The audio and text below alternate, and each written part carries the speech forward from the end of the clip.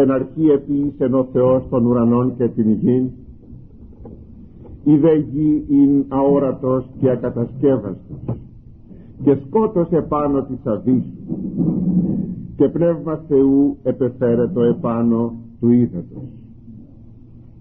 Και είπεν ο Θεός, γεννηθεί το φως, και εγένετο φως. Κάθε φορά αλήθεια που διαβάζει κανείς αυτούς τους στίχους, αισθάνεται μέσα του μία μεγαλοπρέπεια, τη μεγαλοπρέπεια του Θεού. Ήδη είδαμε τον πρώτο στίχο που αναφέρεται στην δημιουργία του χώρου και του χρόνου, εις των ουρανών και εις την γην, και πηγαίνουμε εις τον δεύτερο στίχον, η δε γη είναι αόρατος και ακατασκεύαστος, και σκότωσε επάνω της αβύσσου, και πνεύμα Θεού επεφέρετο επάνω του ύδατος. Η δε γη, αφού ο Θεός έκανε τον ουρανόν και την γη, η δε γη ήτο αόρατος, αφανής και ακατασκεύαστος, αδιαμόρφωτος, και σκοτάδι επάνω στην άβυσσο, και πνεύμα Θεού υπερίπτατο, επεφέρετο επάνω από το νερό. Ας δούμε αυτόν τον στίχο στην ανάλυση του. Η δε γη,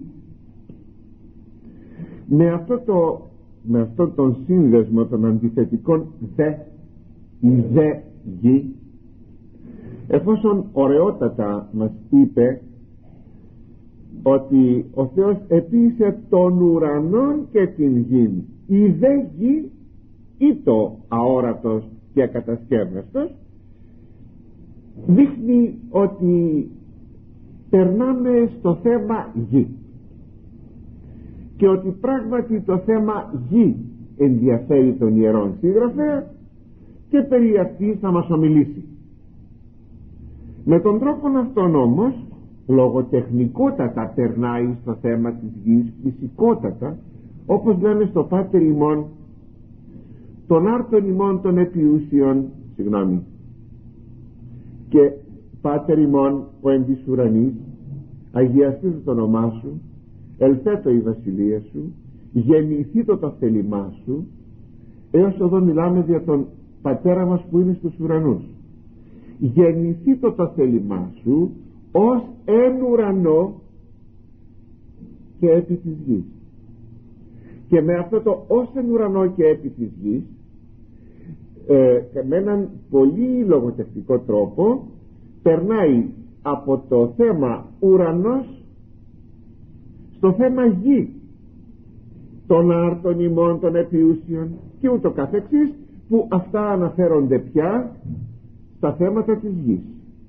Περνάμε δηλαδή από τα ουράνια θέματα στα επίγεια θέματα, και κατεβαίνουμε με αυτόν τον πολύ ωραίο τρόπο. Γεννηθείτε το θέλημά σου ως εν ουρανό και επί της γης. Έτσι και εδώ ο Θεός επίησε τον ουρανόν και την γην, η δε γη είναι αόρατος και ακατασκεύαστος. Δηλαδή που δείχνει ότι με τον τρόπο αυτόν έχουμε ένα πέρασμα στη γη, αλλά και ακόμα ότι εφ' εξής ο Ιερός Συγγραφέας θα ασχοληθεί μόνο με τη γη. Αυτή τον ενδιαφέρει. Τώρα μέσα στην πορεία της ζωής του ανθρώπου θα μπορούσε να ενδιαφέρει και ο ουρανός. Αυτό θα λέγαμε ότι δεν θα μπορούσε να είχε προβλεφθεί. Νομίζω ότι καταρχάς τον άνθρωπο τον ενδιαφέρει η γη. Ότι έτσι έχουν τα πράγματα το βλέπουμε, παιδιά, και από το εξής σημείο. Σύγχρονοι άνθρωποι που δεν έχουν καμία σχέση με τον Λόγο του Θεού, καμία σχέση, αναρωτιούνται και λένε, όταν ο άνθρωπος ξεκινάει να κατακτήσει τη δημιουργία, των κόσμων, το σύμπαν, τα αστέρια, πώς το κάνει αυτό, αφού δεν ετακτοποίησε την κατάκτησή του επάνω στη γη, αφού την ίδια του την κατοικία δεν την έχει τακτοποιήσει? Και εφόσον δεν έχουμε επάνω στη γη ούτε ειρήνη, ούτε ευτυχία, και τρογόμαστε οι άνθρωποι και πολέμους κάνουμε κλπ. Γιατί δεν τρέχουμε τώρα παραπέρα? Είναι φανερό ότι ο πόλεμος είναι εκείνος ο οποίος κάνει τους ανθρώπους να ψάχνουν για άλλα πράγματα παραπέρα.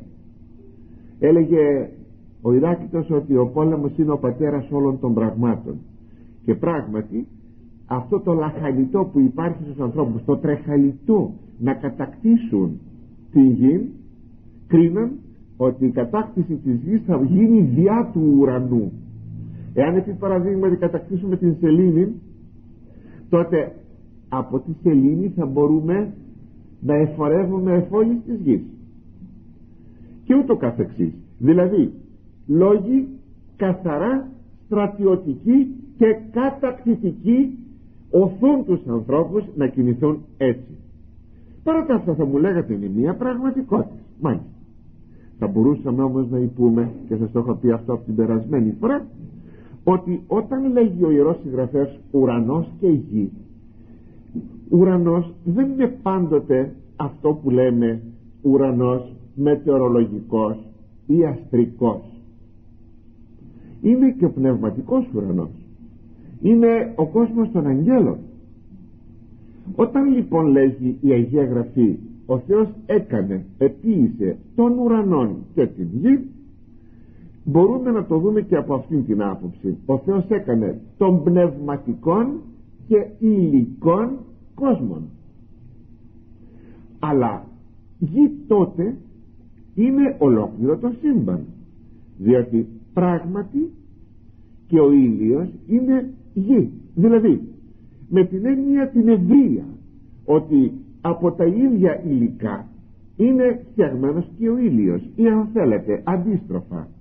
Εάν η γη μας απεσπάστη από τον ήλιο κατά μια θεωρία, τότε τα υλικά τα οποία συναντούμε στην γη τα συναντούμε στον ήλιο, ο οποίος είναι η βασική αρχή, η αφετηρία θα λέγαμε της συνθέσεως της γης.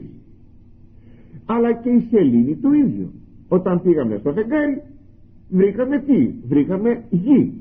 Βεβαίως χρησιμοποιούμε τεχνικούς όρους, όπως επί παραδείγματι προσεληνίωση ή προσγείωση, για να διακρίνουμε τη γη από τη σελήνη ή από τον Άρη, προσαρίωση θα λέγαμε εκεί, ότι κατεβαίνουμε στον Άρη, ή προσιλίωση, αν υποτεθεί ότι μπορούσαμε να ταξιδέψουμε και να πάμε στον ήλιο και να προσγειωθούμε στην επιφάνεια του ηλίου.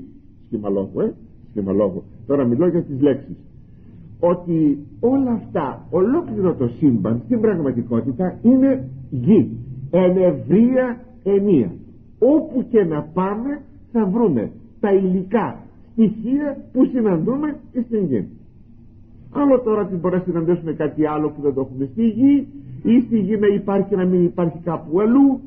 Από πλευράς ύλης φαίνεται δε ότι ολόκληρο το σύμπαν είναι φτιαγμένο από τα γνωστά μας στοιχεία που τα μαθαίνουμε στη φυσική, από τον πίνακα του Μεντελαγεφ, και η δομή φαίνεται του σύμπαντος είναι με αυτά τα στοιχεία, που ξεκινάμε από το υδρογόνο και φτάνουμε στα πολυσύνθετα εκείνα στοιχεία, από τα οποία, ξαναλέγω, φαίνεται ότι είναι κτισμένη ολόκληρη η δημιουργία. Κάτι πιο πολύ θα μπορούσαμε να πούμε άλλη φορά γύρω από το θέμα της συνθέσεως της ύλης, θα το δούμε άλλη φορά αυτό. Ωστόσο εδώ τώρα, επειδή το βιβλίο της Γενέσεως δεν είναι μια επιστημονική πραγματική, δεν είναι ένα βιβλίο το οποίο θα ήθελε να δώσει επιστημονικά στοιχεία, όπως θα ήταν μια αστρονομία ή μια γεωλογία, αλλά είναι ένα βιβλίο που αποκαλύπτει ο Θεός τα θέλημά του και σκοπούς έχει ποιμαντικούς και θρησκευτικούς. Δηλαδή πως θα μάθουμε και ο πιο απλός άνθρωπος ότι η δημιουργία, ο κόσμος όλος είναι δημιούργημα του Θεού, και ότι ο Θεός είναι πατέρας μας, τον οποίον οφείλουμε να αγαπούμε και να τηρούμε τις εντολές του. Αυτός είναι ο σκοπός όταν γράφτηκε το βιβλίο της Γενέσεως, δηλαδή με δημόδι τρόπο, για ποιμαντικούς και θρησκευτικούς σκοπούς. Άλλο τώρα ότι παρά την απλότητα του βιβλίου δεν είναι αφελές, δεν είναι απλοϊκόν, είναι απλούν, δεν είναι αφελές βιβλίων, αλλά έχει μια ακρίβεια που μας καταπλήσει κυριολεκτικά. Έτσι θα ασχοληθούμε με τη γη μας πια από εδώ και μπρος. Όλα τα άλλα ουράνια σώματα δεν θα μας απασχολήσουν. Η δε γη είναι αόρατος. Η γη ή το αόρατος. Δηλαδή σε ποιον ήταν αόρατος? Όταν λέμε κάτι ότι είναι ορατό ή αόρατο, προϋποθέτουμε κάποιο μάτι. Ήταν κανείς που έβλεπε? Αν μου πείτε ο Θεός, μα ο Θεός είναι εκείνος που δημιουργεί και βλέπει τα πάντα. Για τον Θεό δεν υπάρχει τίποτα το συγκεκαλυμμένο. Ο Θεός τα βλέπει όλα. Τότε σε ποιον ήταν αόρατος? Η γη. Μήπως στους αγγέλους είναι γνωστό ότι και εδώ μια ακρίβεια της Αγίας Γραφής, ότι ο Θεός επίησε τον ουρανό και τη γη. Αν δεχθούμε και την ευρυτέρα έννοια ότι ο ουρανός είναι ο πνευματικός κόσμος, πράγματι ο πνευματικός κόσμος εδημιουργήθη πρώτου υλικού κόσμου. Μας το λέγει το βιβλίο του Ιώβ, ότι ότε εγεννήθησαν με ένα νη, που θα πει έγιναν άστρα, είναι σαν με άγγελοι. Όταν δηλαδή οι άγγελοι είδαν το σύμπαν, τότε με ίνεσαν, με δοξολόγησαν, ώστε να εδώ πως έχει έρισμα η ερμηνεία που σας είπα προηγουμένως, ότι ο ουρανός δίνεται να θεωρηθεί όχι ο αστρικός ουρανός, αλλά ο πνευματικός ουρανός, ο οποίος βεβαίως, σας ξαναλέγω, προηγείται. Μήπως λοιπόν οι άγγελοι δεν έβλεπαν τη γη ή το αόρατος? Όχι.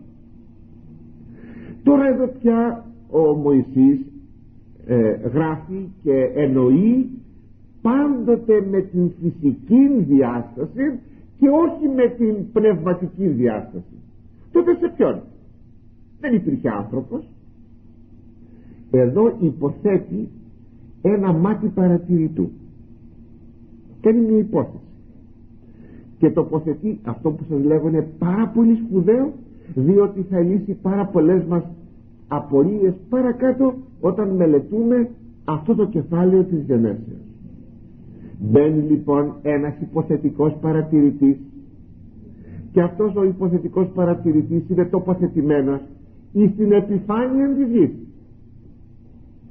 και όπως θα έβλεπε αυτός ο παρατηρητής, έτσι θα έκρινε την περιγραφή που μας κάνει το βιβλίο της Γενέσεως. Ώστε για αυτό το μάτι του υποθετικού παρατηρητού η γη ήταν αόρατος. Από τι το αόρατος? Δηλαδή αφανής, που δεν μπορούσε κανείς να τη δει. Τι είναι το εκείνο που την έκανε αόρατη τη γη? Ήταν η πυκνοτάτη νέφωση που υπήρχε άνω της επιφανείας της γης. Θέλετε, όλοι οι ωκεανοί που υπάρχουν σήμερα σε φοβερά μεγάλο όγκο νερού, αν λιγάκι έχετε κάνει γεωγραφία, το τι περιέχουν οι ωκεανοί, οι οποίοι καλύπτουν βεβαίως πολύ μεγαλύτερα επιφάνεια, τα 3/4 της επιφανείας της γης, θα το ξέρετε αυτό από τη γεωγραφία σας, και ότι υπάρχουν βάθη θαλασσών μέχρι 9 και 10.000 μέτρα. Σκεφτείτε εδώ στη Μεσόγειο, που είναι μια κλειστή θάλασσα, στο ακροτήριον Τέναρον, στο άκρο της Πελοποννήσου, το βάθος της θαλάσσης είναι στη Μεσόγειο, είναι 4.000 μέτρα το βάθος. Δεν ξέρω αν το ξέρετε αυτό. Είναι δε και το πιο βαθύ σημείο της Μεσογείου. Γι' αυτό έχει και φοβερές τρικυμίες εκεί. Λοιπόν, τι όγκος νερού υπάρχει σήμερα στους ωκεανούς? Αυτός ο όγκος του νερού κάποτε υπερίπτατο, ήταν πάνω από την επιφάνεια της γης. Γιατί? Διότι η γη ήταν σε θερμή κατάσταση. Μας το λέει αυτό η επιστήμη. Και συνεπώς όλο αυτό το νερό ήταν υπομορφή νεφών και ήταν πάνω από την επιφάνεια της γης. Εδώ έχουμε κάποια συννεφιά, αυτές οι γνωστές συννεφιές που έχουμε. Χθες είχαμε συννεφιά και ήταν η μέρα σκοτεινή, δηλαδή δεν είχαμε φως παρά ένα λίγο φως του ηλίου από διάχυση, όχι από άμεση ακτινοβολία. Μπορείτε να φανταστείτε να έχουμε όλους τους ωκεανούς πάνω από το κεφάλι μας αν περνάει το φως πια? Αναμφισβήτητα όχι.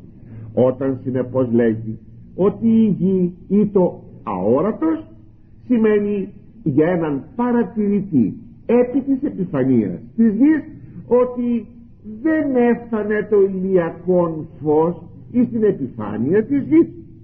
Αυτό εξάλλου θα το δούμε λίγο πιο κάτω στον παρακάτω στίχο, στον 6 στίχο είναι, που εκεί ο Θεός θα προχωρήσει να διαμορφώσει τα νερά, εκείνα τα οποία θα πέσουν πια στην επιφάνεια της γης και εκείνα που θα ανέρχονται άνω από την επιφάνεια της γης και θα είναι τα σύννεφα. Θα πει αναμέσων του ύδατος και του ύδατος. Ακούστε τη φράση αυτή, είναι στον 6ο στίχο, είναι πιο κάτω. Αναμέσων του ύδατος και του ύδατος. Ποιο νερό και νερό? Ανάμεσα λέει στο νερό και στο νερό. Ποιο νερό και νερό? Το νερό που είναι από κάτω, που είναι η θάλασσα, και το νερό που είναι από πάνω, που είναι τα σύννεφα. Τώρα όμως το νερό είναι όλο επάνω. Σε λίγο θα ψύχεται η γη, θα πέσει το νερό, θα ψυγούν τα σύννεφα, θα πέσει το νερό και τότε θα έχουμε το νερό από κάτω και από πάνω. Και αυτό ακόμα θα το διαμορφώσει ο Θεός και θα έχουμε την τελική μορφή την οποία έχουμε σήμερα. Ώστε να γιατί η γη είναι το αόρατος και ακατασκεύαστος. Ήταν λέγει η γη ακατασκεύαστη, δηλαδή αδιαμόρφωτος γη, όχι διαμορφωμένη. Τι σημαίνει αυτό? Όπως θα ξέρετε ότι όλο το σύμπαν, σας το είχα πει στο πρώτο θέμα μας, και συνεπώς και η γη που αποτελεί μέρος του σύμπαντος, και ξέρετε τι μέρος του σύμπαντος αποτελεί η γη μας? Ένα πολλοστιμόριο ασήμαντο. Ασήμαντο. Λογαριάσετε μια απέραντη παραλία σκεπασμένη χιλιόμετρα ολόκληρα με άμμο, και σκύψτε και πάρετε έναν κόκκον άμμο και πείτε αυτή είναι η γη σε σχέση με το σύμπαν. Ασημαντώτη. Αν ερωτήσετε και καλά σε αυτή την ασημαντότητα που λέγεται γη, ετοποθέτησε ο Θεός τον άνθρωπο, ο οποίος αλήθεια υπάρχει αλλού, υπάρχει άνθρωπος αλλού. Βέβαια δεν είναι στο σημερινό μας θέμα, ίσως το δούμε όμως, γιατί πρέπει όλα αυτά να σας λύνονται σαν απορίες. Φαίνεται ότι δεν υπάρχει πουθενά, ότι ο άνθρωπος είναι το μοναδικό πλάσμα μέσα σε ολόκληρη τη δημιουργία. Αν υπάρχει ζωή σε άλλους χώρους του σύμπαντος ή όχι, αυτό δεν το ξέρουμε. Για την ώρα δεν έχει βρεθεί ζωή, ούτε καν ζωή. Νεκρό το σύμπαν, έτσι φαίνεται. Και έγινε αυτό το σύμπαν για να υπηρετήσει τη γη, έτσι φαίνεται. Μα είναι καταπληκτικό, έτσι φαίνεται. Δηλαδή όλα για τον άνθρωπο, έτσι φαίνεται. Μα τόσο σπουδαίος είναι ο άνθρωπος, έτσι φαίνεται. Δηλαδή είναι αυτό που λέει ο Ιερός Χρυσόστομος. Προφήτες εστάλησαν, ο ουρανός λέγει ετανίστη, όπως λέγει ο Πασκάλ πολύ ωραία, ότι ο ήλιος σκοτώνει αλλά δεν ξέρει, γιατί σκοτώνει τρομερά μεγάλος ο ήλιος σε σχέση με τον άνθρωπο. Ο άνθρωπος όμως ξέρει γιατί πεθαίνει, που σημαίνει ότι ο άνθρωπος έχει συνείδηση, είναι η εικόνα του Θεού. Και αυτό το τρομακτικό σύμπαν, το τρομακτικό όχι από πλευράς μόνο εκτάσεως, αλλά και από πλευράς αφιλοξενίας. Σκεφτείτε αυτό το πράγμα. Πού να πας? Είπαν εκείνοι που πήγαν στη Σελήνη και πιο πέρα, είναι, λέγει, τρομακτικό το σύμπαν, σου δημιουργεί φόβο. Τρομακτικό. Ναι, αυτό το αφιλόξενο σύμπαν γιατί έγινε? Για να εκφράσει τι? Να εκφράσει βεβαίως τη δύναμη του Θεού, να εκφράσει, για να μάθεις άνθρωποι να μην βλασφημάς και να σέβεσαι τον Θεό. Εκφράζει ακόμα τη σοφία του Θεού, αλλά έχει και μια πρακτική αξία.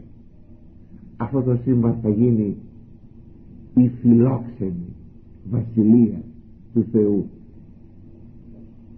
Η φιλόξενη βασιλεία του Θεού θα ανακατασκευαστεί, θα αναδιαρθρωθεί και θα κάνει τα πάντα κεδά ο Ιησούς Χριστός όταν θα ξανάρθει, που είναι ο δημιουργός του παντός. Είναι καταπληκτικό. Γι' αυτό σας είπα, όταν αυτά τα πράγματα κάποτε μιλήσουν στην καρδιά μας, αισθανόμεθα ένα δέος. Τότε προσκυνούμε τον Θεό και τον λατρεύουμε μόνοι μας στην καρδιά. Είναι περίφημα πράγματα, μεγαλόπρεπα πράγματα, ώστε η γη ή το ακατασκεύαστος ή το αδιαμόρφωτος είναι στην πορεία της να γίνει η κατοικία του ανθρώπου, αυτού του μοναδικού όντως επάνω στην γη. Αλλά όταν λέγει αδιαμόρφωτη η γη μας, τι σημαίνει? Δεν είχε πάρει αυτή την ομορφιά που έχει σήμερα. Ήταν καταρχάς αυτό το σκοτάδι που επικρατούσε αυτής της νεφώσεως της υψηλής, και ότι έπρεπε η γη να γίνει κόσμος. Όπως τα ξέρετε, στην ελληνική γλώσσα κόσμος θα πει στολίδι, στολισμός, στολίδι. Λέμε κόσμημα, κοσμό, στολίζω, στόλισμα. Συνεπώς η λέξη κόσμος, που βεβαίως η λέξη αυτή δημιουργήθηκε από τους αρχαίους Έλληνας, ήθελαν να δείξουν ότι η γη, το σύμπαν, είναι στολισμένο, έχει ομορφιές, έχει στολίδια, έχει πλουμίδια. Πώς να το πω? Αυτό θα πει κόσμος. Έπρεπε η γη να γίνει κόσμος, να γίνει στολίδι, να στολιστεί. Και ο Θεός τώρα, ο Θεός Λόγος, από τα χοντρά πηγαίνει στα ψηλά. Εκ του μη όντως δημιουργεί το είναι, και τώρα εκ του είναι προβαίνει στη διαμόρφωση. Και εδώ θα δούμε τώρα όχι πια τη δύναμη του Θεού σε αυτό το τρομακτικό σύμπαν, αλλά τώρα τη σοφία του Θεού στις λεπτομέρειες, όταν θα πάρει ο Θεός Λόγος να δημιουργήσει τα ζώα, τα φυτά, και σήμερα εμείς με το μικροσκόπιο θα βρίσκουμε τη δομή αυτού του σύμπαντος, με το φαινόμενο της ζωής, σε έναν πλούτον απίθανα μεγάλο και καταπληκτικό, που μας αφήνει εμάς καταπλήκτους, μάλιστα τόσο πολύ που λέγει ο Άγιος Ισαάκος Σύρος, ότι να διαβάζεις άπλιστα, αχόρταστα τα βιβλία των φυσιοδηθών, δηλαδή εκείνοι που γράφουν για τη φυσική ιστορία. Εκεί θα βρίσκεις την αγάπη, την παντοδυναμία, τη σοφία και την αγάπη του Θεού. Γι' αυτό και ο Κύριος έκανε προσκλητήριο ερεύνης και παρατηρήσεως. Δηλαδή μας καλεί να γίνουμε μαθητές παρατηρήσεως, να μαθητεύουμε στην παρατήρηση. Και είπε, εμβλέψατε εις τα κρίνα του αγρού. Πάρτε, λέει, ένα κρινάκι, αυτά που πατάμε όταν βγούμε την άνοιξη στο λιβάδι και πατάμε με τα πόδια μας αδιακρίτως. Ο Θεός τα στόλισε και δεν πειράζει. αν τα πατήσεις σου έστρωσε χαλί με λουλούδια. Εσύ ο άνθρωπος, ο βασιλιάς της δημιουργίας, να πατήσεις επάνω. Σκύψε πάρε ένα λουλουδάκι, αυτό που δεν το πρόσεξες μέχρι τώρα, και πάρε ένα σακό και κοίταξε το. Μου έκανε εντύπωση που μια τράπεζα πέρσι έβγαλε ένα ημερολόγιο και είχε ακριβώς από την χλωρίδα και την πανίδα, συγγνώμη, από την πανίδα, τα πουλιά είχε, της ελληνικής μας πατρίδος, και έλεγε αυτά που δεν προσέχουμε σαν πολύ συνηθισμένα. Και όμως αν πάρουμε ένα σακό και αρχίσουμε μάλιστα να μελετούμε και περισσότερα πράγματα, όχι απλώς να παρατηρήσουμε, θα μείνουμε κατάπληκτοι. Εκείνο που είπε ο Κύριος, ούτε ο Σολομών δεν ντύθηκε σε όλη του τη βασιλική δόξα όπως είναι ντυμένο σε συνδυασμούς χρωμάτων και ομορφιάς ένα απλό κρινάκι του αγρού. Αυτά λέγονται διαμόρφωση της γης. Συνεπώς μέχρι τώρα μένει η γη αδιαμόρφωτη. Δεν έχει εμφανιστεί το φαινόμενο της ζωής ούτε με τη μορφή των φυτών ούτε με τη μορφή των ζώων. Είναι δηλαδή αυτό που θα λέγαμε σήμερα η νεκρά ύλη, και μάλιστα η επιφάνεια της γης ή το όχι διαμορφωμένη όπως σήμερα είναι οι λίμνες, οι θάλασσες, τα ακροτήρια, τα νησιά. Όχι, ήταν όπως ένα καράγιατι, ας με επιτραπεί να το πω έτσι χοντρικά, και σκότος επάνω της αβύσσου και σκοτάδι πάνω από την άβυσσον. Και τι άβυσσος? Η άβυσσος παράγεται από τη λέξη α, το στερητικόν α, και βυθός, αβυθός, αβυθός, δηλαδή χωρίς βυθό. Κατά λέξη είναι τα πολλά νερά που στερούνται πυθμένος, πάτου δηλαδή, που αυτά εκάλυπταν την γη. Ήταν τόσα πολλά νερά. Επιλέξει λοιπόν άβυσσος, θα πει νερά πολλά χωρίς να υπάρχει πυθμή. Ούτως υπήνε όταν επί παραδείγματι πάμε στον Ειρηνικό ωκεανό και να ρίξουμε τώρα, τι να ρίξουμε, βολίδα, δηλαδή όπως θα ρίξουμε ένα βαρύδι με ένα σκοινί, να δούμε πού θα πάει η βολίδα. Είναι ματαιοπόνουμε. Θα πούμε εδώ η θάλασσα είναι άβυσσος, χωρίς πάτο. Το λέγει αυτό και ο Ιωνάς όταν ερήφθηκε στην θάλασσα. Άβυσσος λέγει, εκύκλωσέ με εσχάτη. Η τελευταία άβυσσος, η πιο βαθιά θάλασσα, τα πιο πολλά νερά με κάλυψαν όταν ήρθε εκείνο το ψάρι να τον καταπιεί. Λίγη όμως ότι το σκότος ήταν επάνω από την άβυσσο. Πράγματι είναι το σκοτάδι που υπήρχε μεταξύ του νερού που ήταν από κάτω, όπως σας είπα, και του νερού που ήταν από πάνω. Σας είπα προηγουμένως για τον έκτον στίχο. Θα σας τον πω ως εξής.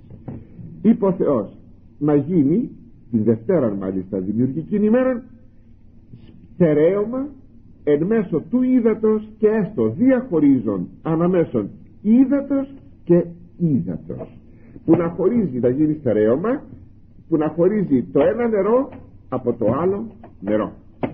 Όλα αυτά πάντοτε σας υπενθυμίζω και θα το πω πάρα πολλές φορές για έναν παρατηρητή που είναι στην επιφάνεια της γης.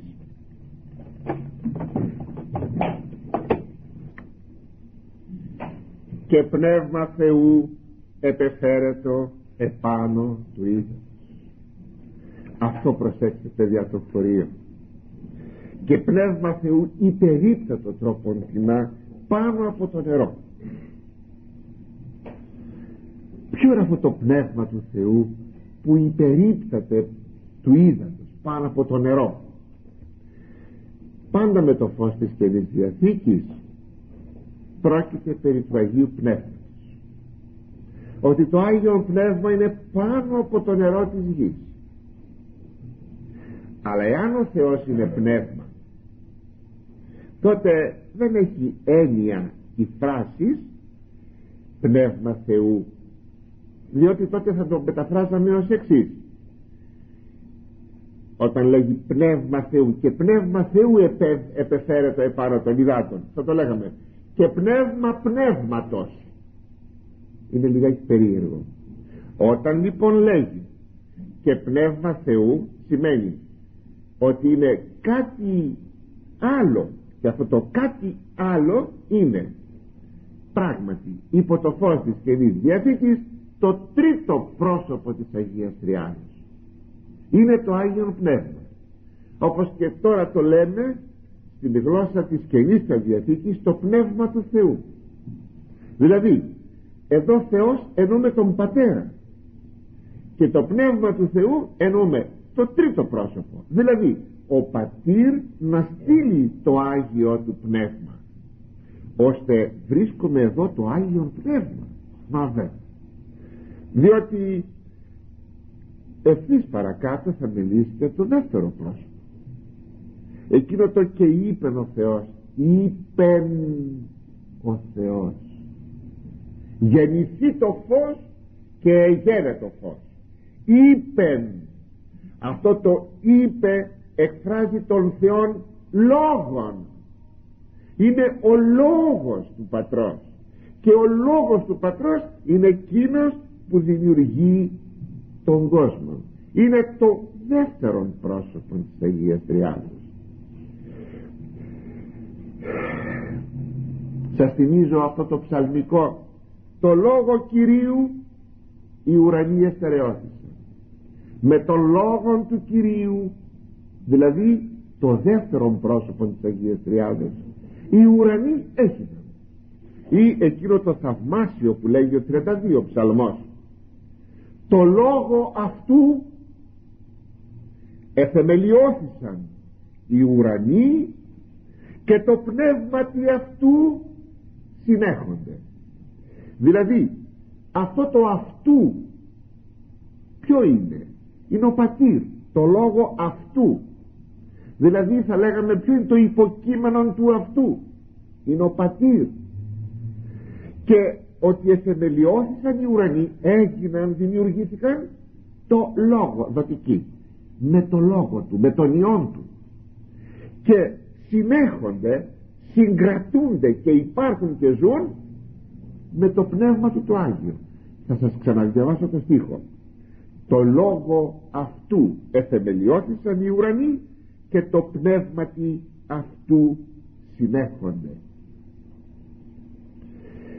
Ώστε λοιπόν βλέπουμε εδώ να υπάρχει ολόκληρη η Αγία Τριάς.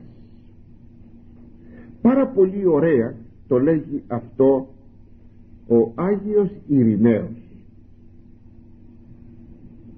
Είναι στον 5ο τόμο Βεπές: του μεν πατρός ευδοκούντος και κελεύοντος, του δε Ιού πράσσοντος και δημιουργούντος, του δε πνεύματος τρέφοντος και αύξοντος.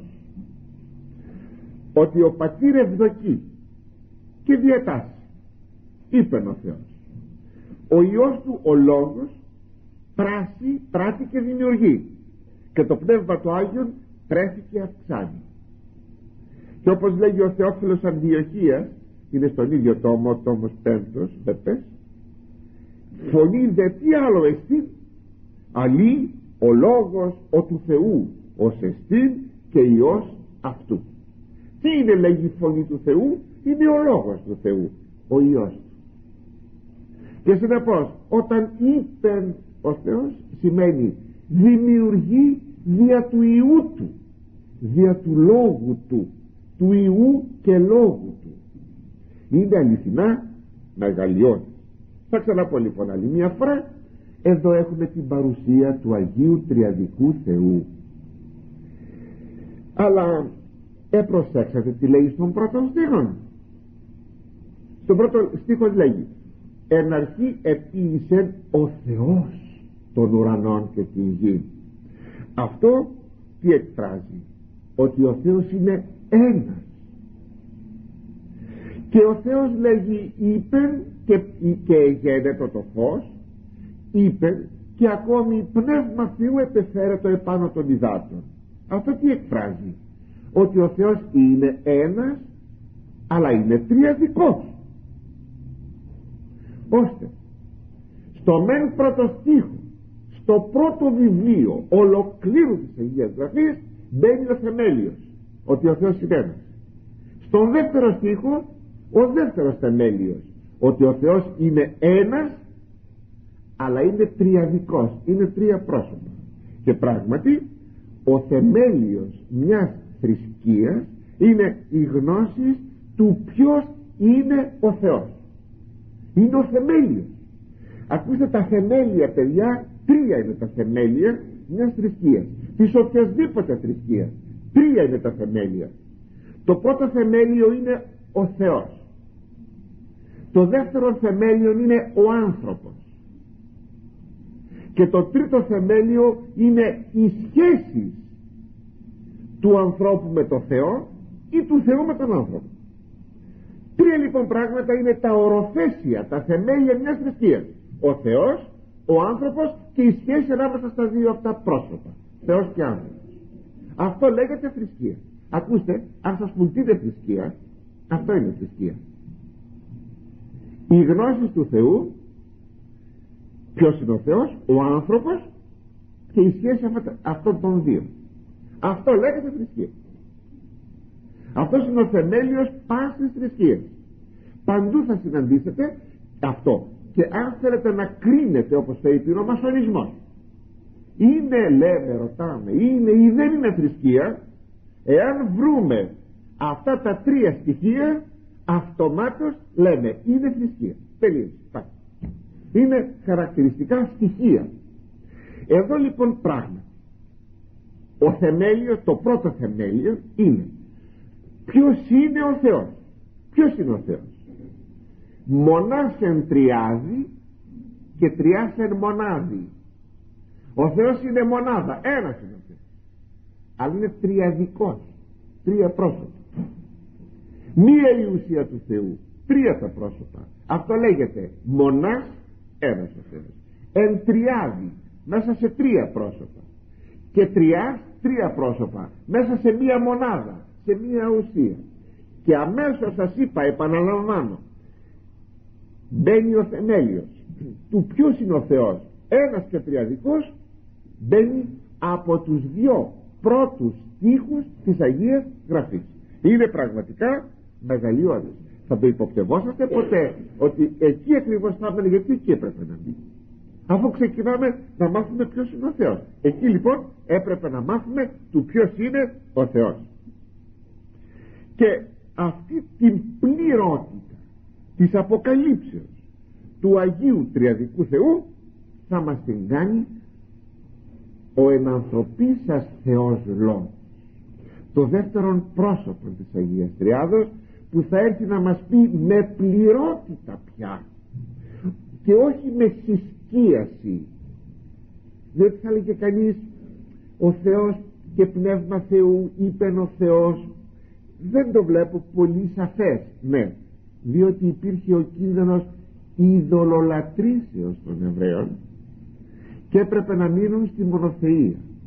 Το μόνο λοιπόν που έπρεπε να γίνει ήταν να αποκαλυφθεί μεν ο τριαδικός Θεός, αλλά κατά τρόπον συσκιασμένον, για να μην φτάσουν να ειδωλολατρήσουν και πούν οι Εβραίοι ότι οι Θεοί είναι πολλοί. Αυτός ήταν ένας κίνδυνος, ήταν ανώριμοι οι άνθρωποι. Έμενε λοιπόν προνόμιον μοναδικών αυτής της αποκαλύψεως του Υιού του Θεού, που ήρθε να αποκαλύψει ότι ο Θεός είναι τριαδικός. Θυμίστε τι λέγει εκεί στο κατά Ιωάννη Ευαγγέλιον, στην αρχιερατική του προσευχή λέει ο Κύριος: απεκάλυψά σου το όνομα, απεκάλυψα το όνομά σου εις τους ανθρώπους. Ποιο είναι το όνομα του Θεού? Το όνομα του Θεού δεν είναι Γιαχβέ, Κύριος. Αυτό ανήκει στην Παλαιά Διαθήκη. Πράγματι ο Θεός είναι ένας και λέγεται Κύριος, χωρίς να πάβει να είναι Κύριος. Τώρα πάμε σε μια πιο κάτω αποκάλυψη, διότι έχουμε τρεις αποκαλύψεις του Θεού και δεν έχουμε πια άλλη αποκάλυψη. Το λέγει στο έκτο κεφάλαιο στο βιβλίο της Εξόδου. Λέγει εκεί ο Θεός εις τον Μωυσέα: το όνομα μου Κύριος δεν το απεκάλυψε στον Αβραάμ, εκεί απεκάλυψε το όνομα Θεός. Αλλά μπορούσε να πει κανείς ότι είναι κι άλλοι θεοί. Το όνομα Κύριος δηλαδή απόλυτος και δεν υπάρχουν άλλοι θεοί. Το αποκαλύπτει στον Μωυσέα, που θα πει Γιαχβέ, Κύριος. Ποια είναι η τρίτη αποκάλυψη που γίνεται? Γίνεται από τον Ιησού Χριστό και είναι Πατήρ, Υιός και Αγίον Πνεύμα.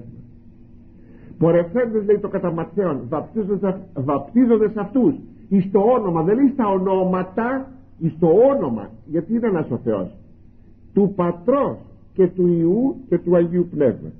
Ώστε παρατηρούμε, παιδιά, εδώ κατά έναν θαυμαστόν τρόπο ότι πραγματικά εδώ σε ολόκληρη τη δημιουργία συμπαρίστανται τα τρία πρόσωπα της Αγίας Τριάδος και συνδημιουργούν. Ο Πατήρ θέλει, ο Υιός προβαίνει στη δημιουργία και το Πνεύμα το Άγιον ζωοποιεί τη δημιουργία. Αλλά τι θα πει θέλει, τι θα πει δημιουργεί ο Υιός και τι θα πει ζωοποιεί το Πνεύμα το Άγιον? Αυτό, παιδιά, πρώτο Θεός θα το δούμε την ερχομένη Κυριακή.